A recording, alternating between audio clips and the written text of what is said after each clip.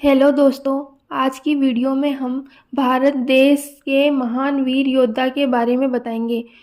Video में बोलने में कोई त्रुटि हो तो क्षमा करें। ऐसे महान वीर थे जिन्होंने अपनी मातृभूमि की रक्षा के लिए अपने प्राण न्यौछावर करने में कभी संकोच नहीं किया। इन्होंने अपने पूरे जीवन में अनेक संघर्ष किए। इनके जीवन में इन्होंने अनेक दुखों का सामना किया। इन पर माता भवानी का विशेष आशीर्वाद था। इन महान योद्धा की माता भी बहुत महान थी। इनकी माता का जीवन भी संघर्षमय था। इनको बचपन से ही अच्छे संस्कार व शिक्षा दी गई। यह बहुत ही सरल व अच्छे स्वभाव के थे। यह अपनी प्रजा का अपने परिवार की तरह ध्यान रखते थे। इन महान वीर योद्धा के पराक्रम से इनके शत्रुओं की रूह कांप जाती थी। ऐसे महान योद्धा का जन्म मराठा परिवार में हुआ था तथा इन महान वीर योद्धा का नाम है छत्रपति शिवाजी राजे, जिनका नाम सुनकर मुगलों की रूह कांप जाती थी। वीर शिवाजी बचपन से ही बुद्धिमान तथा पराक्रमी थे। शिवाजी महाराज ने बहुत कम उम्र में ही मुगलों को अनेक बार धूल चटाई। शिवाजी महाराज की माता ने उन्हें बचपन से ही एक वीर योद्धा की तरह पाला था तथा उन्हें बचपन में अनेक वीर योद्धाओं तथा महापुरुषों की कहानियाँ सुनाई थी। वह बहुत ही साहसी थे। उनका वर्णन इतिहास में स्वर्णिम अक्षरों में लिखा गया है। छत्रपति शिवाजी राजे भोसले भारत के एक महान राजा एवं रणनीतिकार थे, जिन्होंने 1674 ईस्वी में पश्चिम भारत में मराठा साम्राज्य की नींव रखी। इसके लिए उन्होंने मुगल साम्राज्य के शासक औरंगजेब से संघर्ष किया। सन 1674 में रायगढ़ में उनका राज्याभिषेक हुआ और वह छत्रपति बने। तत्वदर्शी संत मिला होता तो शिवाजी राजे मोक्ष का मार्ग चुनते। छत्रपति शिवाजी महाराज ने अपनी अनुशासित सेना एवं सुसंगठित प्रशासनिक इकाइयों की सहायता से एक योग्य एवं प्रगतिशील प्रशासन प्रदान किया। उन्होंने समर विद्या में अनेक नवाचार किए तथा छापामार युद्ध गोरिल्ला युद्ध नीति की नई शैली विकसित की। गोरिल्ला युद्ध नीति या छापामार युद्ध नीति के जनक मराठा ही थे। उन्होंने प्राचीन हिंदू राजनीतिक प्रथाओं तथा दरबारी शिष्टाचारों को पुनर्जीवित किया और मराठी एवं संस्कृत को राजकाज की भाषा बनाया। वे भारतीय स्वाधीनता संग्राम में नायक के रूप में स्मरण किए जाने लगे। बाल गंगाधर तिलक ने राष्ट्रीयता की भावना के विकास के लिए शिवाजी राजे जन्मोत्सव की शुरुआत की। मालोजी राजे भोसले अहमदनगर सल्तनत के एक प्रभावशाली जनरल थे। पुणे, चाकण और इंदापुर के देशमुख थे। मालोजी राजे के बेटे शहाजी राजे भी बीजापुर सुल्तान के दरबार में बहुत प्रभावशाली राजनेता थे। शहाजी राजे अपनी पत्नी जीजाबाई से शिवाजी का जन्म हुआ। शिवाजी का जन्म 19 फरवरी 1630 को शिवनेरी दुर्ग में हुआ था। उनके पिता शहाजी राजे भोसले एक शक्तिशाली सामंत राजा एवं कुर्मी कुल में जन्मे थे। उनकी माता जीजाबाई जादव राव कुल में उत्पन्न असाधारण प्रतिभाशाली महिला थी। शिवाजी के बड़े भाई का नाम संभाजी राजे था, जो अधिकतर समय अपने पिता शहाजी राजे भोसले के साथ ही रहते थे। शहाजी राजे की दूसरी पत्नी तुकाबाई मोहिते थी। उनसे एक पुत्र हुआ जिसका नाम वेंकोजी राजे था। शिवाजी महाराज के चरित्र पर माता पिता का बहुत प्रभाव पड़ा। उनका बचपन उनकी माता के मार्गदर्शन में बीता। उन्होंने राजनीति एवं युद्ध की शिक्षा ली थी। वे उस युग के वातावरण और घटनाओं को भली प्रकार समझने लगे थे। उनके हृदय में स्वाधीनता की लौ प्रज्वलित हो गई थी। उन्होंने कुछ स्वामी भक्त साथियों का संगठन किया। शिवाजी की माता जीजाबाई बड़ी ही धार्मिक प्रवृत्ति की थी। इनका जीवन पर अत्यधिक अच्छा प्रभाव पड़ा। शिवाजी का विवाह सन 16 मई 1640 में सईबाई निंबालकर के साथ लाल महल पुणे में हुआ था। सई भोसले शिवाजी की पहली और प्रमुख पत्नी थी। वह अपने पति के उत्तराधिकारी संभाजी की मां थी। शिवाजी ने कुल 8 शादियां की थी। वैवाहिक राजनीति के जरिए उन्होंने सभी मराठा सरदारों को एक छत्र के नीचे लाने में सफलता प्राप्त की। शिवाजी की पत्नियां: पहली, सईबाई निंबाळकर, जिनके पुत्र पुत्री थे संभाजी, रानूबाई, सखूबाई, अंबिकाबाई। दूसरी, सोयराबाई मोहिते, जिनके पुत्र थे राजाराम और पुत्री दीपाबाई। तीसरी पत्नी सकवरबाई गायकवाड़, जिनका पुत्री थी कमलाबाई। चौथी पत्नी सगुणाबाई सिक्के, जिनके पुत्र थे राजकुंवर बाई। पांचवी पत्नी पुतलाबाई पालकर। छठी काशीबाई जाधव। सातवीं लक्ष्मीबाई विचारे। आठवीं गुवांताबाई इंगले। सैनिक वर्चस्व का आरंभ। उस समय बीजापुर का राज्य आपसी संघर्ष तथा विदेशी आक्रमण काल के दौर से गुजर रहा था। ऐसे साम्राज्य के सुल्तान की सेवा करने के बदले उन्होंने मावलों को बीजापुर के खिलाफ संगठित करने लगे। मावल प्रदेश पश्चिम घाट से जुड़ा है और कोई 140 किलोमीटर लंबा और 30 किलोमीटर चौड़ा है। वह संघर्षपूर्ण जीवन व्यतीत करने के कारण कुशल योद्धा माने जाते हैं। इस प्रदेश में मराठा और सभी जाति के लोग रहते हैं। शिवाजी महाराज इन सभी जाति के लोगों को लेकर मावलो नाम देकर सभी को संगठित किया और उनसे संपर्क कर उनके प्रदेश से परिचित हो गए थे। मावल युवकों को लाकर उन्होंने दुर्ग निर्माण का कार्य आरंभ कर दिया था। मावलों का सहयोग शिवाजी महाराज के लिए बाद में उतना ही महत्वपूर्ण साबित हुआ जितना शेरशाह सूरी के लिए अफगानों का साथ। उस समय बीजापुर आपसी संघर्ष तथा मुगलों के आक्रमण से परेशान था। बीजापुर के सुल्तान आदिल शाह ने बहुत से दुर्गों से अपनी सेना हटाकर उन्हें स्थानीय शासकों या सामंतों के हाथ सौंप दिया था। जब आदिल शाह बीमार पड़ा तो बीजापुर में अराजकता फैल गई और शिवाजी महाराज ने अवसर का लाभ उठाकर बीजापुर में प्रवेश का निर्णय लिया। शिवाजी महाराज ने इसके बाद के दिनों में बीजापुर के दुर्गों पर अधिकार करने की नीति अपनाई। सबसे पहले दुर्ग था रोहिदेश्वर का दुर्ग। दुर्गों पर नियंत्रण। रोहिदेश्वर का दुर्ग सबसे पहला दुर्ग था जिसके शिवाजी महाराज ने सबसे पहले अधिकार किया था। उसके बाद तोरना का दुर्ग जोपड़े के दक्षिण पश्चिम में 30 किलोमीटर की दूरी पर था। शिवाजी ने सुल्तान आदिल शाह के पास अपना दूत भेजकर खबर भिजवाई कि वे पहले किलेदार की तुलना में बेहतर रकम देने को तैयार हैं और यह क्षेत्र उन्हें सौंप दिया जाए। उन्होंने आदिल शाह के दरबारियों को पहले ही रिश्वत देकर अपने पक्ष में कर लिया था और अपने दरबारियों की सलाह के मुताबिक आदिल शाह ने शिवाजी महाराज को उस दुर्ग का अधिपति बना दिया।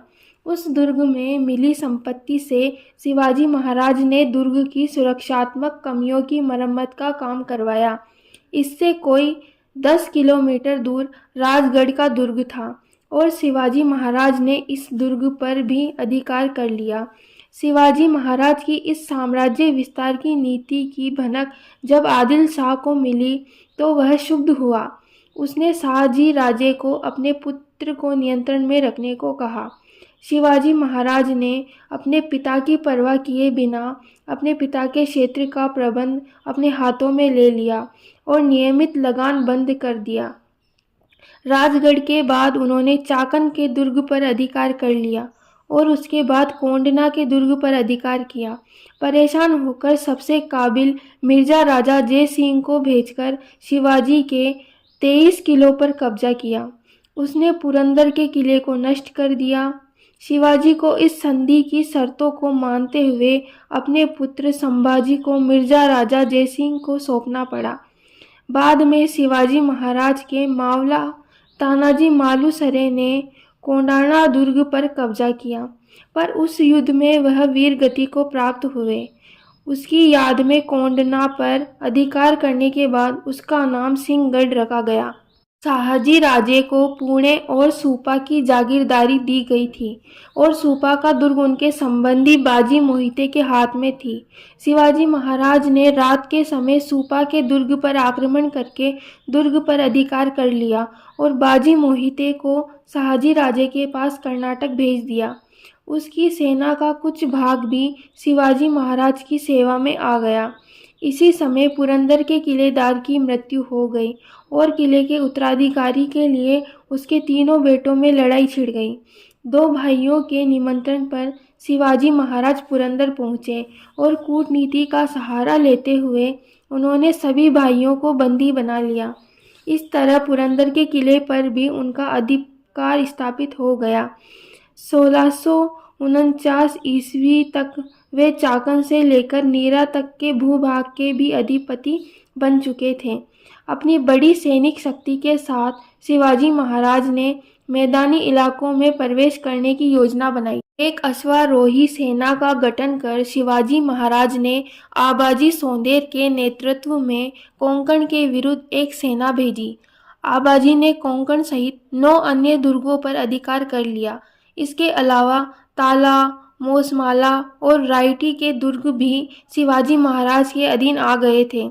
लूट की सारी संपत्ति रायगढ़ में सुरक्षित रखी गई।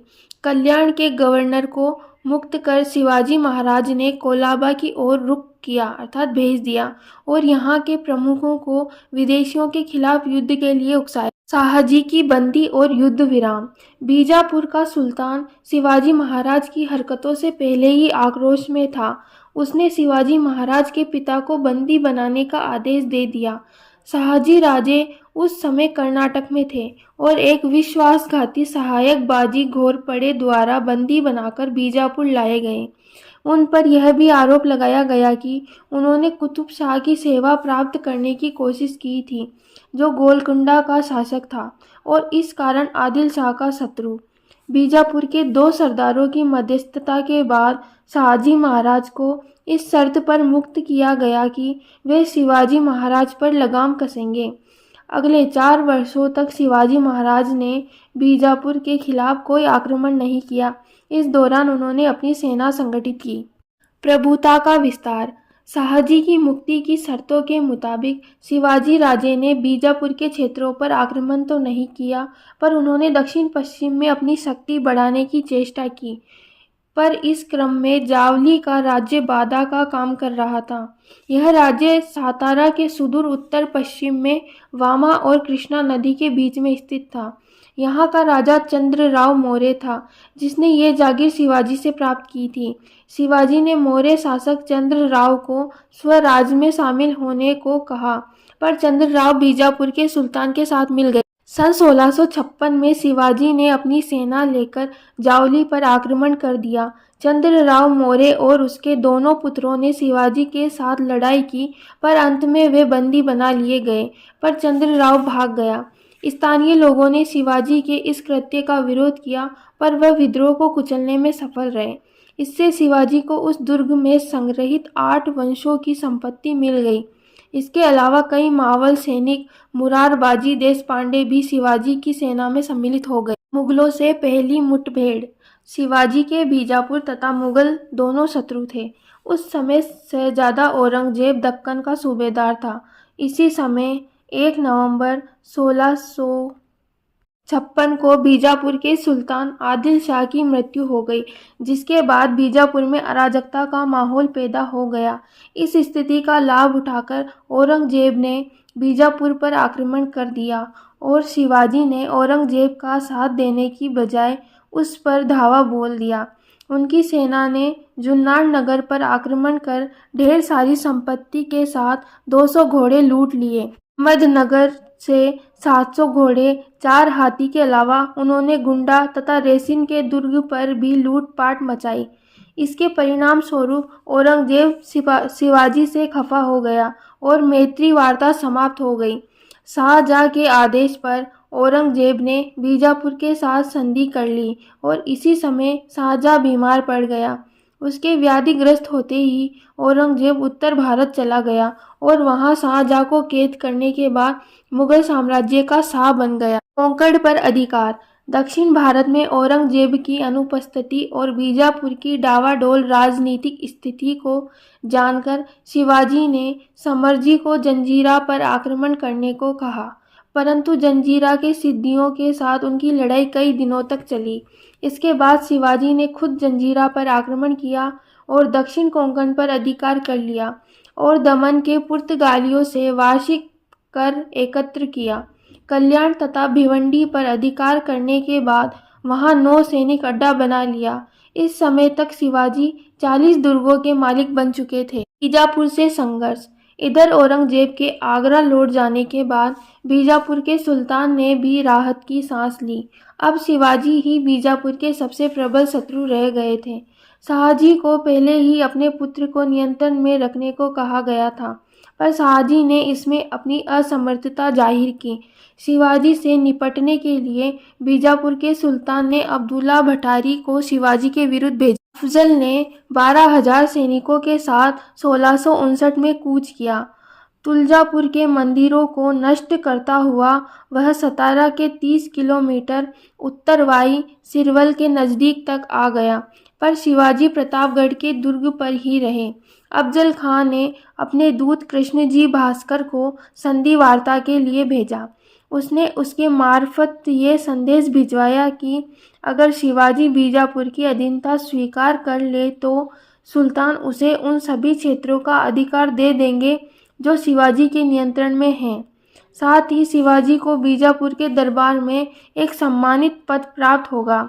हालांकि शिवाजी के मंत्री और सलाहकार उस संधि के पक्ष में थे, पर शिवाजी को ये वार्ता रास नहीं आई। उन्होंने कृष्णजी भास्कर को उचित सम्मान देकर अपने दरबार में रख लिया और अपने दूत गोपीनाथ को वस्तु स्थिति का जायजा लेने अफजल खां के पास भेजा।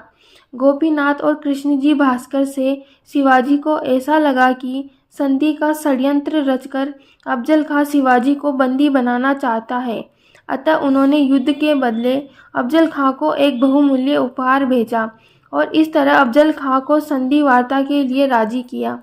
संधि स्थल पर दोनों ने अपने सैनिक घात लगाकर रखे थे। मिलने के स्थान पर जब दोनों मिले तब अफजल खां ने अपने कटार से शिवाजी पे वार किया। बचाव में शिवाजी ने अफजल खां को अपने वस्त्रों वाघ नखों से मार दिया। अफजल खां की मृत्यु के बाद शिवाजी ने पन्हाला के दुर्ग पर अधिकार कर लिया। इसके बाद पवनगढ़ और बसंतगढ़ के दुर्गों पर अधिकार करने के साथ ही साथ उन्होंने रुस्तम खां के आक्रमण को विफल भी किया। इससे राजापुर तथा दाऊल पर भी उनका कब्जा हो गया।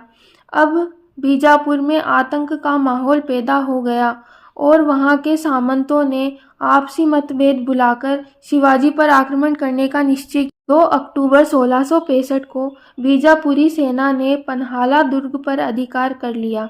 शिवाजी संकट में फंस चुके थे, पर रात्रि के अंधकार का लाभ उठाकर वे भागने में सफल रहे। बीजापुर के सुल्तान ने स्वयं कमान संभालकर पन्हाला पवनगढ़ पर अपना अधिकार वापस ले लिया, राजापुर को लूट लिया और श्रृंगारगढ़ के प्रधान को मार डाला। इसी समय कर्नाटक में सिद्दी जोहर के विद्रोह के कारण बीजापुर के सुल्तान ने शिवाजी के साथ समझौता कर लिया। इस संधि में शिवाजी के पिता शाहजी ने मध्यस्थता का काम किया। 1662 में हुई इस संधि के अनुसार शिवाजी को बीजापुर के सुल्तान द्वारा स्वतंत्र शासक की मान्यता मिली। इसी संधि के अनुसार उत्तर में कल्याण से लेकर दक्षिण में पोंडा तक का और पूर्व में इंदापुर से लेकर पश्चिम में दाऊल तक का भूभाग शिवाजी के नियंत्रण में आ गया। शिवाजी की सेना में इस समय तक 30,000 पैदल और 1,000 घुड़सवार हो गए थे। मुगलों से संघर्ष।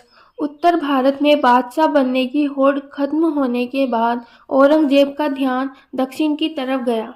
वो शिवाजी की बढ़ती प्रभुता से परिचित था और उसने शिवाजी पर नियंत्रण रखने के उद्देश्य से अपने मामा शाइस्ता खां को दक्षिण का सूबेदार नियुक्त किया। शाइस्ता खां अपने 1,50,000 फौज लेकर सूपन और चाकन के दुर्ग पर अधिकार कर पूना पहुंच गया। उसने 3 साल तक मावल में लूटमार की। एक रात शिवाजी ने अपने 350 मावलों के साथ उन पर हमला कर दिया। शाइस्ता तो खिड़की के रास्ते बच निकलने में कामयाब रहा, पर उसे इसी क्रम में अपनी 4 अंगुलियों से हाथ धोना पड़ा। शाइस्ता खां के पुत्र अबुल फतेह तथा 40 रक्षकों और अनगिनत सैनिकों का कत्ल कर दिया गया। यहाँ पर मराठों ने अंधेरे में स्त्री पुरुष के बीच भेद न कर पाने के कारण खान के जनान खाने की बहुत सी औरतों को मार डाला था। इस घटना के बाद औरंगजेब ने शाइस्ता को दक्कन के बदले बंगाल का सूबेदार बना दिया और शाहजादा मुअज्जम शाइस्ता की जगह लेने भेजा गया। सूरत में लूट। इस जीत से शिवाजी की प्रतिष्ठा में वृद्धि हुई। 6 साल शाइस्ता खान ने अपनी 1,50,000 फौज लेकर राजा शिवाजी का पूरा मुल्क जलाकर तबाह कर दिया था। इसलिए उसका हर्जाना वसूल करने के लिए शिवाजी ने मुगल क्षेत्रों में लूटपाट मचाना आरंभ किया। सूरत उस समय पश्चिमी व्यापारियों का गढ़ था और हिंदुस्तानी मुसलमानों के लिए हज पर जाने का द्वार। यह एक समृद्ध नगर था और इसका बंदरगाह बहुत महत्वपूर्ण था। शिवाजी ने 4,000 की सेना के साथ 1664 में 6 दिनों तक सूरत के धनाढ्य व्यापारियों को लूटा। आम आदमी को उन्होंने नहीं लूटा और फिर लौट गए। इस घटना का जिक्र डच तथा अंग्रेजों ने अपने लेखों में किया है। उस समय तक यूरोपीय व्यापारियों ने भारत तथा अन्य एशियाई देशों में बस गए थे।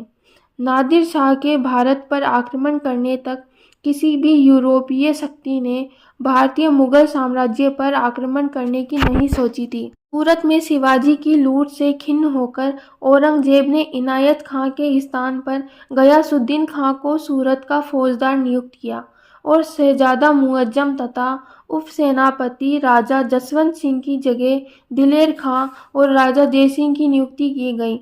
राजा जयसिंह ने बीजापुर के सुल्तान, यूरोपीय शक्तियाँ तथा छोटे सामंतों का सहयोग लेकर शिवाजी पर आक्रमण कर दिया। इस युद्ध में शिवाजी को हानि होने लगी और हार की संभावना को देखते हुए शिवाजी ने संधि का प्रस्ताव भेजा।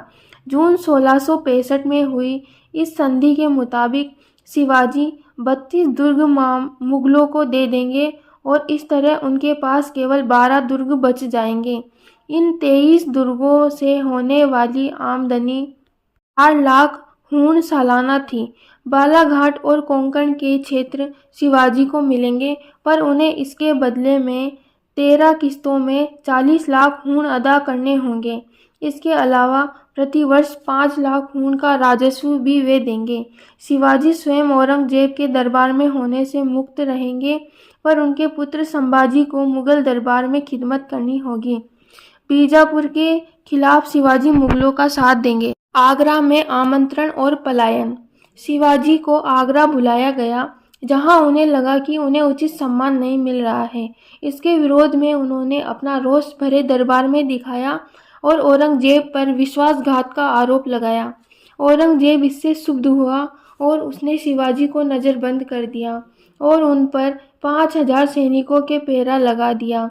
कुछ ही दिनों बाद राजा शिवाजी को मार डालने का इरादा औरंगजेब का था, लेकिन अपने अदम्य साहस और युक्ति के साथ शिवाजी और संभाजी दोनों इससे भागने में सफल रहे। संभाजी को मथुरा में एक विश्वासी ब्राह्मण के यहाँ छोड़ शिवाजी महाराज बनारस गए। पूरी होते हुए सकुशल राजगढ़ पहुँच गए। इससे मराठों को नवजीवन सा मिल गया। औरंगजेब ने जयसिंह पर शक करके उसकी हत्या विष देकर करवा डाली।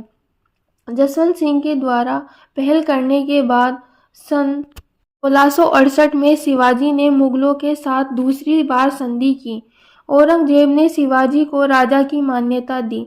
शिवाजी के पुत्र संभाजी को 5,000 की मनसबदारी मिली और शिवाजी को पूना, चाकन और सूपा का जिला लौटा दिया गया, पर सिंहगढ़ और पुरंदर पर मुगलों का आधिपत्य बना रहा। सन 1670 में सूरत नगर को दूसरी बार शिवाजी ने लूटा। नगर से 132 लाख की संपत्ति शिवाजी के हाथ लगी और लौटते वक्त उन्होंने मुगल सेना को सूरत के पास फिर से हराया। सन 1674 तक शिवाजी ने उन सारे प्रदेशों पर अधिकार कर लिया था जो पुरंदर की संधि के अंतर्गत उन्हें मुगलों को देने पड़े थे। पश्चिमी महाराष्ट्र में स्वतंत्र हिंदू राष्ट्र की स्थापना के बाद शिवाजी ने अपना राज्याभिषेक करना चाहा, परंतु मुस्लिम सैनिकों ने ब्राह्मणों को धमकी दी कि जो भी शिवाजी का राज्याभिषेक करेगा उनकी हत्या कर दी जाएगी। जब ये बात शिवाजी तक पहुंची कि मुगल सरदार ऐसे धमकी दे रहे हैं, तब शिवाजी ने इसे एक चुनौती के रूप में लिया और कहा कि अब वो उस राज्य के ब्राह्मण से ही अभिषेक करवाएंगे जो मुगलों के अधिकार में है। शिवाजी के निजी सचिव बालाजी ने काशी में 3 दूतों को भेजा, क्योंकि काशी मुगल साम्राज्य के अधीन था। जब दूतों ने संदेश दिया तो काशी के ब्राह्मण काफ़ी प्रसन्न हुए, किंतु मुगल सैनिकों को यह बात पता चल गई तब उन ब्राह्मणों को पकड़ लिया। परंतु युक्तिपूर्वक उन ब्राह्मणों ने मुगल सैनिकों के समक्ष उन दूतों से कहा कि शिवाजी कौन है, हम नहीं जानते हैं, वे किस वंश से हैं। दूतों को पता नहीं था, इसलिए उन्होंने कहा हमें पता नहीं है। तब मुगल सैनिकों के सरदार के समक्ष उन ब्राह्मणों ने कहा कि हमें कहीं अन्यत्र जाना है, शिवाजी किस वंश से है आपने नहीं बताया, अतः ऐसे में हम उनके राज्याभिषेक कैसे कर सकते हैं। हम तो तीर्थ यात्रा पर जा रहे हैं और काशी का कोई अन्य ब्राह्मण भी राज्याभिषेक नहीं करेगा जब तक राजा का पूर्ण परिचय न हो, अतः आप वापस जा सकते हैं।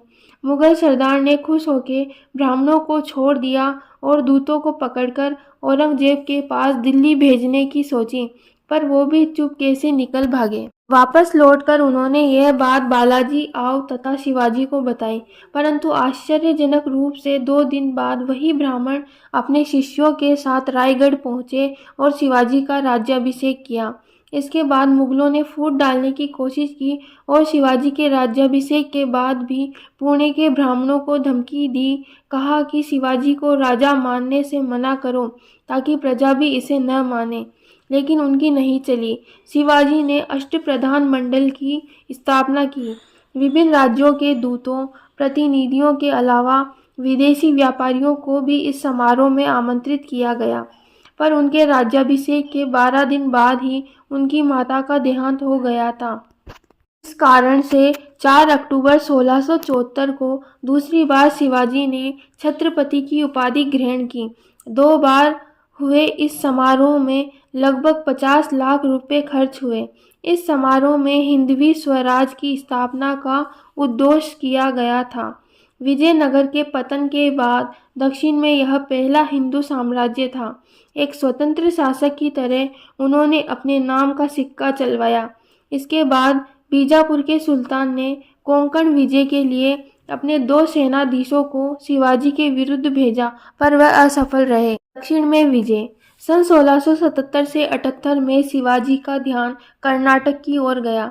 बम्बई के दक्षिण में कोंकण, तुंगभद्रा नदी के पश्चिम में बेलगांव तथा धारवाड़ का क्षेत्र, मैसूर, वेलारी, त्रिचूर तथा जिंजी पर अधिकार करने के बाद 3 अप्रैल 1680 को शिवाजी का देहांत हो गया। मृत्यु और उत्तराधिकार। विष दिलाने के बाद शिवाजी महाराज की मृत्यु 3 अप्रैल 1680 में हुई। उस समय शिवाजी के उत्तराधिकार संभाजी को मिले। शिवाजी के ज्येष्ठ पुत्र संभाजी थे और दूसरी पत्नी से राजा राम नाम एक दूसरा पुत्र था। उस समय राजा राम की उम्र मात्र 10 वर्ष थी, अतः मराठों ने संभाजी को राजा मान लिया। उस समय औरंगजेब का राजा शिवाजी का देहांत देखकर अपनी पूरी भारत पर राज्य करने की अभिलाषा से अपनी 5 लाख सेना सागर लेकर दक्षिण भारत जीतने निकला। औरंगजेब ने दक्षिण में आते ही आदिल शाही 2 दिनों में और कुतुब शाही 1 ही दिनों में ख़त्म कर दी, पर राजा संभाजी के नेतृत्व में मराठाओं ने 9 साल युद्ध करते हुए अपनी स्वतंत्रता बरकरार रखी। औरंगजेब के पुत्र शहजादा अकबर ने औरंगजेब के खिलाफ विद्रोह कर दिया। संभाजी ने उसको अपने यहाँ शरण दी। औरंगजेब ने अब फिर जोरदार तरीके से संभाजी के खिलाफ आक्रमण करना शुरू किया। उसने अंततः 1889 में संभाजी के बीवी के सगे भाई यानी गणोजी शिर्के की मुखबरी से संभाजी को मुकरव खां द्वारा बंदी बना लिया। औरंगजेब ने राजा संभाजी से बदसलूकी की और बुरा हाल करके मार दिया।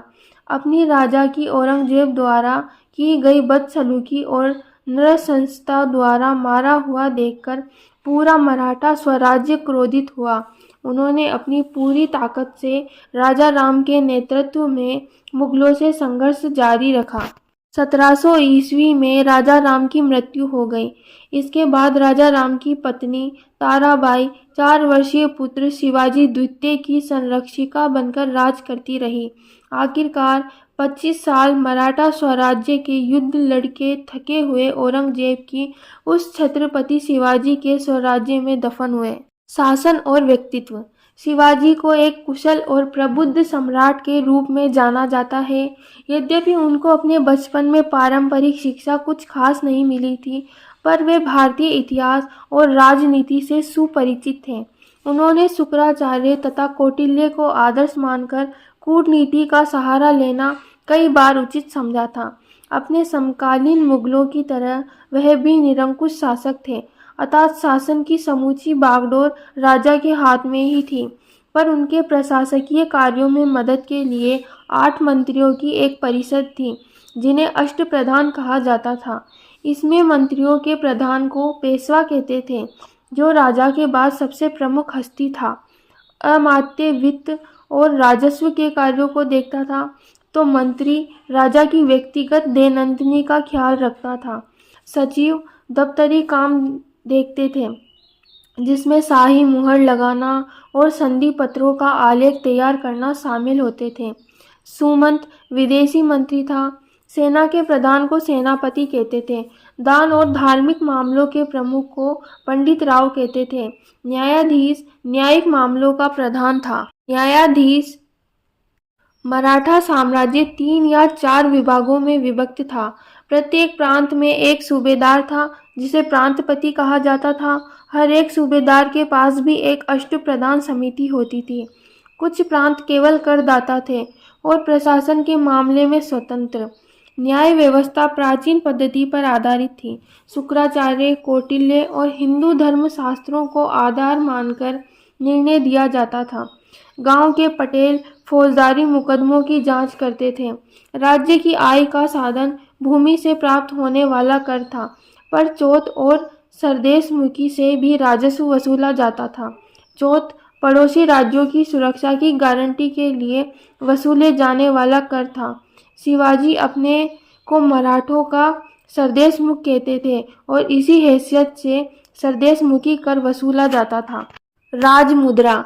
शिवाजी की राजमुद्रा संस्कृत में लिखी हुई एक अष्टकोणीय मुहर थी, जिसका उपयोग वे अपने पत्रों एवं सैन्य सामग्री पर करते थे। उनके हजारों पत्र प्राप्त हैं, जिन पर राजमुद्रा लगी हुई है। माना जाता है कि शिवाजी के पिता शहाजी राजे भोसले ने यह राजमुद्रा उन्हें तब प्रदान की थी, जब शहाजी ने जीजाबाई और तरुण शिवाजी को पुणे की जागीर संभालने के लिए भेजा था। जिस सबने पुराने पत्र पर यह राजमुद्रा लगी है, वह सन 1639 का है। मुद्रा पर लिखा वाक्य निम्नलिखित है। प्रतिपच चंद्र लेखे वर्धिष्णु विश्व वंदिता, आ सुनो शिव सियेसा मुद्रा भद्राय राजते। अर्थात जिस प्रकार बाल चंद्रमा प्रतिपद अर्थात धीरे धीरे बढ़ता जाता है और सारे विश्व द्वारा वंदनीय होता है, उसी प्रकार शाहजी के पुत्र शिव की यह मुद्रा भी बढ़ती जाएगी। धार्मिक नीति। शिवाजी एक धर्मपरायण हिंदू शासक थे तथा वह धार्मिक सहिष्णु भी थे। उनके साम्राज्य में मुसलमानों को धार्मिक स्वतंत्रता थी। कई मस्जिदों के निर्माण के लिए शिवाजी ने अनुदान दिया। हिंदू पंडितों की तरह मुसलमान संतों और फकीरों को भी सम्मान प्राप्त था। उनकी सेना में मुसलमान सैनिक भी थे। शिवाजी हिंदू संस्कृति को बढ़ावा देते थे। पारंपरिक हिंदू मूल्यों तथा शिक्षा पर बल दिया जाता था। अपने अभियानों का आरंभ वे प्राय दशहरे के अवसर पर करते थे। चरित्र। शिवाजी महाराज को अपने पिता से स्वराज की शिक्षा ही मिली। जब बीजापुर के सुल्तान ने शहाजी राजे को बंदी बना लिया, तो एक आदर्श पुत्र की तरह उन्होंने बीजापुर के शाह से संधि कर शहाजी को राजे को छुड़वा लिया। इससे उनके चरित्र में एक उदार अवयव नजर आता है। उसके बाद उन्होंने पिता की हत्या नहीं करवाई, जैसा कि अन्य सम्राट किया करते थे। शहाजी राजे के मरने के बाद ही उन्होंने अपना राज्याभिषेक करवाया। हालांकि वो उस समय तक अपने पिता से स्वतंत्र होकर एक बड़े साम्राज्य के अधिपति हो गए थे। उनके नेतृत्व को सब लोग स्वीकार करते थे। यही कारण है कि उनके शासनकाल में कोई आंतरिक विद्रोह जैसी प्रमुख घटना नहीं हुई थी। वह एक अच्छे सेनानायक के साथ एक अच्छे कूटनीतिज्ञ भी थे। कई जगहों पर उन्होंने सीधे युद्ध लड़ने की बजाय कूटनीति से काम लिया था, लेकिन यही उनकी कूटनीति थी जो हर बार बड़े से बड़े शत्रु को मात देने में उनका साथ देती रही। शिवाजी महाराज की गनिमी कावा नामक कूटनीति, जिसमें शत्रु पर अचानक आक्रमण करके उसे हराया जाता है, विलोभनीयता से और आदर सहित याद किया जाता है। तो दोस्तों, ये थी हमारे महान वीर योद्धा शिवाजी महाराज की गाथा। दोस्तों, ऐसी और भी नॉलेजेबल वीडियो देखने के लिए वीडियो को लाइक व शेयर करें और हमारे चैनल को सब्सक्राइब करें। प्रोफाइल में जाकर मेरे इंस्टाग्राम को फॉलो करें। Thank you.